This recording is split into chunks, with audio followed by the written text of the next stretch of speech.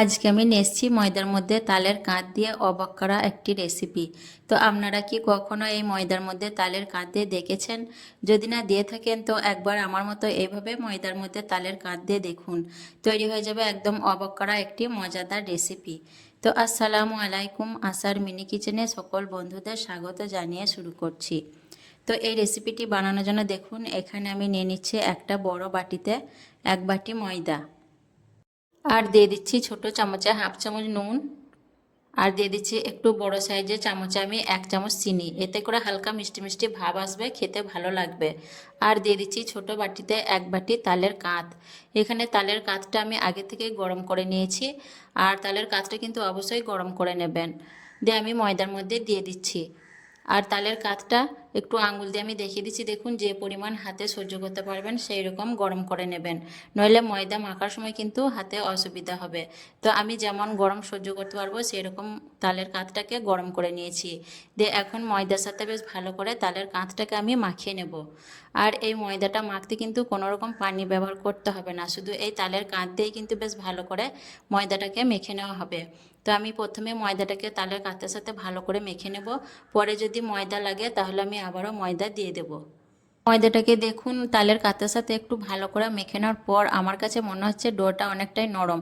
তার জন্য আমি এখানে দেখুন আরও কিছুটা ময়দা দিয়ে দিচ্ছি, দিয়ে ভালো করে আবারও মাখিয়ে নেব। তো দেখুন খুব বেশি ময়দা দিইনি, অল্প ময়দা দিয়েছি। দিয়ে আবারও বেশ ভালো করে মথে নেব। আর আপনারা যদি দেখেন ডোটা ঠিকঠাক তৈরি হয়েছে তাহলে কিন্তু বাড়তি কোনো ময়দা দেওয়ার প্রয়োজন নেই। আমার কাছে ডোটা অনেকটাই নরম মনে হয়েছে, তার জন্য আমি আরও সামান্য ময়দা দিয়ে দিয়েছি। দিয়ে ভালো করে মেখে নিচ্ছি।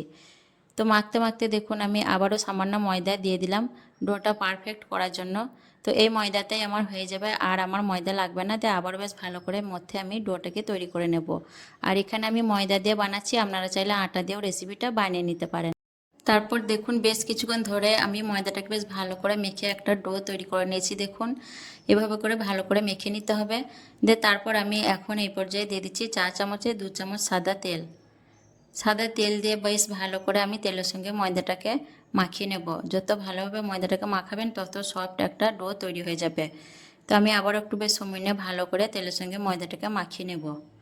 তো দেখুন ময়দাটাকে বেশ ভালো করে মেখে নিয়ে আমি সফট একটা ডো তৈরি করে নিয়েছি। দেখুন দেখেই বুঝতে পারছেন খুব সুন্দরভাবে ডোটা তৈরি হয়ে গেছে। এখন আমি এই ডোটাকে ঢাকা দিয়ে 10 মিনিট রেস্টে রেখে দেব। 10 মিনিট রেস্টে রাখার পর দেখুন ডোটা কিন্তু অনেকটাই নরম হয়ে গেছে। এখন আমি ডোটাকে দিয়ে আবারও বেশ ভালো করে একটু মথে নেব।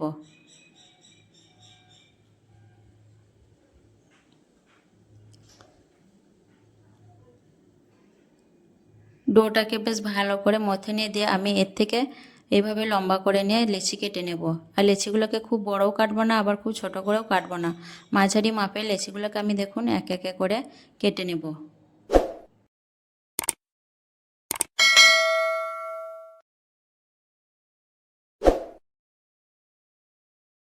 তো সবগুলো লেচিকে আমি কেটে নিয়ে তারপর দেখুন লেচিগুলোকে বেশ ভালো করে হাত দিয়ে 2 হাত দিয়ে গোল করে নিচ্ছি। বেশ ভালো করে লেচিগুলোকে গোল করে নিয়ে তারপর আমি দেখুন লেচিগুলোকে একটা ঢাকা দিয়ে সাইডে রেখে দিচ্ছি। দিয়ে তারপর আমি দেখুন একটা বাটির মধ্যে আমি কিছুটা সাদা তেল নিয়েছি। দিয়ে এর মধ্যে দিয়ে দিচ্ছি 4 চামচে 2 চামচ ময়দা। দিয়ে বেশ ভালো করে ময়দাটাকে তেলের সঙ্গে মিশিয়ে নেব। তো বেশ ভালো করে দেখুন ময়দাটাকে তেলের সঙ্গে মিশিয়ে নিয়ে তারপর আমি একটা বোর্ডের মধ্যে কিছুটা ময়দা ছড়িয়ে একটা লেচি নিয়ে হাত দিয়ে দেখুন বড় করে নিচ্ছি বেলার জন্য। দিয়ে আবারও আমি উপর থেকে কিছুটা ময়দা ছড়িয়ে দিলাম। দিয়ে আমি একটা রুটি বেলে নেব। সাধারণত আমরা যেভাবে রুটি বেলি সেইভাবে আমি একটা রুটি বেলে নেব। আর রুটি তো আমরা সকলেই বেলতে পারি, দেখানোর কিছু নেই। তো দেখুন বড় করে আমি একটা রুটি বেলে নিলাম। সাধারণত যেভাবে আমরা রুটি বেলি সেইভাবেই রুটিটা বেলে নিয়েছি। রুটিটাকে বেলে নেওয়ার পর তারপর আমি দেখুন যে তেলের মিশ্রণটা তৈরি করে রেখেছিলাম ময়দা দিয়ে, সেই তেলের মিশ্রণটা এখন রুটির মধ্যে লাগিয়ে নিচ্ছি। তো পুরো রুটিটার মধ্যে বেশ ভালো করে এই তেলের মিশ্রণটাকে আমি লাগিয়ে নেব। তো পুরো রুটির মধ্যে দেখুন তেলের মিশ্রণটা বেশ ভালো করে লাগিয়ে নিলাম। দিয়ে আমি রুটিটাকে ভাঁজ দিয়ে দিচ্ছি। সাধারণত আমরা বাড়িতে যেভাবে পরোটা বানাই সেইভাবেই পরোটাটাকে আমি বানিয়ে নেব। দিয়ে এই ভাঁজের উপরেও দেখুন আমি আবারও তেলটাকে লাগিয়ে নিচ্ছি। তো আপনারা দেখেই বুঝতে পারছেন কিভাবে আমি পরোটাটাকে বানিয়ে নিচ্ছি। দিয়ে আবারও এক ভাঁজ দিয়ে দিলাম। দিয়ে এই পিঠেও আমি তেলটাকে বেশ ভালো করে লাগিয়ে নেব। আর তৈরি করা খুবই সহজ আর খেতেও কিন্তু ভীষণ মজার হয় এই পরোটা রেসিপিটি। তালের কাঠ দিয়ে অবশ্যই একবার এইভাবে তালের পরোটা বানিয়ে দেখবেন, খেতে কিন্তু দুর্দান্ত স্বাদের হয়। তো আপনারা দেখেই বুঝে নিতে পারছেন কিভাবে আমি পরোটাটা বানাচ্ছি। প্রত্যেকটা ভাঁজেতেই দেখুন আমি তেলটাকে বেশ ভালো করে লাগিয়ে নিচ্ছি। এইভাবে প্রত্যেকটা ভাঁজে ভাঁজে তেলটাকে লাগিয়ে নেবেন, তাহলে দেখুন পরোটাগুলো খুব সুন্দর তৈরি হবে আর খেতেও ভালো লাগবে আর নরম হবে অনেকটাই। তো সবগুলো দেখুন আমি লেয়ার তৈরি করে নিলাম তেল দিয়ে। বেশ ভালো করে হাত দিয়ে একটু বসিয়ে সাইডগুলোকে আমি এইভাবে হাত দিয়ে মুড়িয়ে নেব, তাহলে বেলার সময় খুলে যাবে না। এভাবে সাইডগুলোকে মুড়িয়ে নিয়ে তারপর আমি পরোটা বেলে নেব। যেভাবে আমরা পরোটা বেলি সেইভাবেই দেখুন আমি মুড়িয়ে নিয়ে সামান্য ওপরে ময়দা ছড়িয়ে পরোটাটাকে বেলে নেব। তো আপনারা দেখেই বুঝতে পারলেন কত সহজে পরোটাটা তৈরি করে নেওয়া যায়। দিয়ে আমি বেলে একটা পরোটা তৈরি করে নিচ্ছি। তো একটা পরোটা আমার তৈরি করা হয়ে গেছে, দেখুন একটা প্লেটের মধ্যে নিয়ে নিলাম।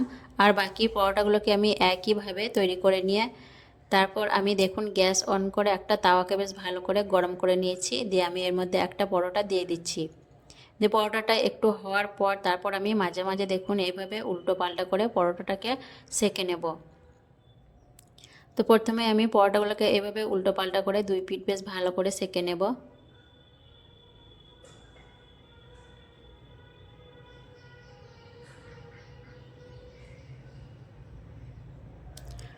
আর পরোটাগুলো দেখুন দুই পিঠ বেশ ভালো করে সেঁকে নেওয়ার পর তারপর আমি এর মধ্যে দিয়ে দিচ্ছি সাদা তেল 2 চামচ, 2-3 চামচের মতো সাদা তেল আমি দিয়ে দিচ্ছি।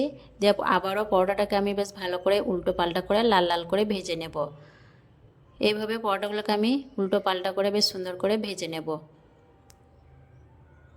আর পরোটাগুলো ভাজতে ভাজতে দেখুন পরোটার লেয়ারগুলো কিন্তু খুব সুন্দরভাবে ছেড়ে যাচ্ছে আপনা আপনি, খুব সুন্দর তৈরি হয় এভাবে পরোটাগুলো বানালে। আর খেতেও ভীষণ মজার হয় এবং অনেক নরম হয় এই পরোটাগুলো। তো দেখুন পরোটার লেয়ারগুলো কিন্তু খুব সুন্দরভাবে ছেড়ে যাচ্ছে আপনা আপনি। এইভাবে পরোটাগুলো অবশ্যই একবার বানিয়ে খেয়ে দেখবেন, খেতে কিন্তু ভীষণ মজার হয়। তো একটা পরোটা আমি দেখুন উল্টো পাল্টা করে সেঁকে নিলাম বেশ সুন্দর লাল লাল করে। দেখুন এইভাবে পরোটাগুলোকে একটু লাল লাল করে ভেজে নেবেন, তাহলে খেতেও ভালো লাগবে আর দেখতেও ভালো লাগবে। তো এই পরোটাটা তুলে নিয়ে তারপর আমি আবারও একটা পরোটা সেঁকে নেব। তো একইভাবে আমি পরোটাটাকে উল্টো পাল্টা করে সেঁকে নিয়ে তেল দিয়ে আবারও বেশ ভালো করে পরোটাটাকে লাল লাল করে সেঁকে নেব। তো অবশ্যই একবার এইভাবে যারা তাল দিয়ে পরোটা তৈরি করে খাননি তাদেরকে রিকোয়েস্ট করব একবার খাওয়ার জন্য। একবার খেয়ে দেখবেন, বানিয়েই অবাক হয়ে যাবেন, এতটাই মজার হয় এই পরোটাগুলো। আর ছোট থেকে বড় সকলেই কিন্তু খেতে খুবই পছন্দ করবে এই পরোটাগুলো। তো এই পরোটাটাও দেখুন আমি উল্টো পাল্টা করে বেশ লাল লাল করে ভেজে নিলাম। আর মাসালা দেখুন কত সুন্দর কালার এসছে পরোটাগুলোর মধ্যে। আর একে একে করে সবগুলো পরোটা আমি সেঁকে নিয়ে তুলে নিচ্ছি। দেখুন সবগুলো পরোটা সেঁকে নিয়ে তারপর আমি আপনাদের দেখিয়ে দেব। তো দেখুন সবগুলো পরোটা সেঁকে নেওয়ার পর আপনাদের দেখিয়ে দিচ্ছি। আর মাশাআল্লাহ কতটা লোভনীয় হয়েছে দেখুন পরোটাগুলো দেখতে, আর খেতেও কিন্তু ভীষণ মজার হয়। আর কতটা নরম হয়েছে দেখুন, একদম হাতের মুঠোয় চলে আসছে পরোটাগুলো। আর প্রত্যেকটা পরোটার লেয়ার কিন্তু আপনা আপনি খুলে গেছে, আপনাদের সেঁকতে সেঁকতেই দেখিয়ে দিলাম। আবারও আমি দেখিয়ে দিচ্ছি দেখুন পরোটাগুলো কত সুন্দর হয়েছে। আর প্রত্যেকটা লেয়ার দেখুন আপনা আপনি খুলে গেছে। সবগুলো পরোটাই কিন্তু এরকম তৈরি হয়েছে। তো আপনারা অবশ্যই একবার বাড়িতে বানিয়ে দেখতে পারেন। তো কেমন লাগলো আজকের এই তালের পরোটা রেসিপি অবশ্যই কমেন্টে জানাবেন। ভালো লাগলে লাইক করবেন, শেয়ার করবেন। আর নতুন হয়ে থাকলে আমার চ্যানেলটিকে সাবস্ক্রাইব করে আমার পাশে থাকবেন। আসবো আবারও অন্য কোনো রেসিপি নিয়ে। সকলে ভালো থাকবেন, সুস্থ থাকবেন। আল্লাহ হাফেজ।